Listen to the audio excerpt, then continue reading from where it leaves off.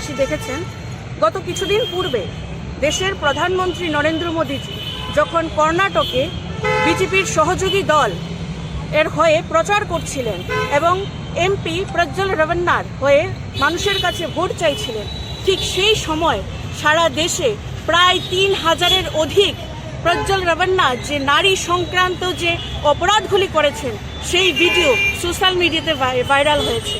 এবং আশা করি আপনারা সকলেই এই ভিডিওগুলি দেখেছেন।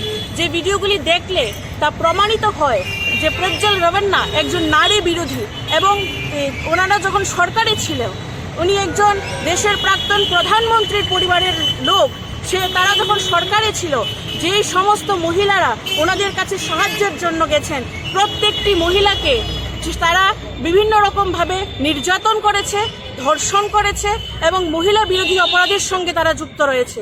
এই ভিডিওগুলি সোশ্যাল মিডিয়াতে ভাইরাল হওয়ার সঙ্গে সঙ্গেই প্রজ্জ্বল রেভান্না দেশ ছেড়ে বিদেশ পালিয়ে গেছে।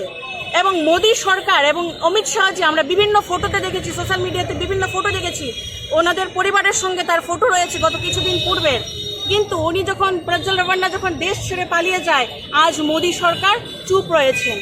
প্রধানমন্ত্রী নরেন্দ্র মোদী স্লোগান দিয়েছিল বেটি বাঁচাও বেটি পড়াও, কিন্তু যখনই বিজেপির সহযোগী দল কিংবা বিজেপি দলের কোনো শাসক দলের কোনো এমপি এমএলএরা মহিলা বিরোধী অপরাধের সঙ্গে যুক্ত হন, ঠিক সঙ্গে সঙ্গেই মোদী সরকার বেটি বাঁচাওয়ের স্লোগান ভুলে গিয়ে ধর্ষক বাঁচাওয়ে অবতীর্ণ হন। আমরা এই ধরনের ঘটনার বিরুদ্ধে তীব্র নিন্দা ও প্রতিবাদ জানাই এবং আমরা মোদী সরকারের কাছে এই দাবি রাখছি যেন উনি ওনার মৌনতা ভেঙে অতি সত্বর মহিলা বিরোধী যে প্রজ্জ্বল রেভান্না রয়েছে ওনাকে দেশে ফিরিয়ে এনে ওর বিরুদ্ধে যেন কঠোর থেকে কঠোরতর শাস্তির ব্যবস্থা গ্রহণ করেন।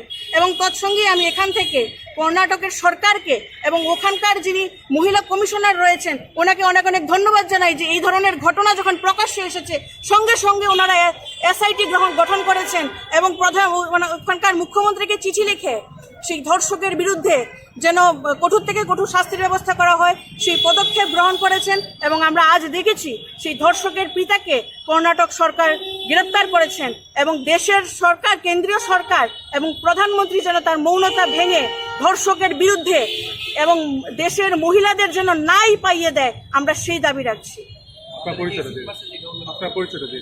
আমি ত্রিপুরা প্রদেশ মহিলা কংগ্রেসের জেনারেল সেক্রেটারি শ্রেয়সী লস্কর।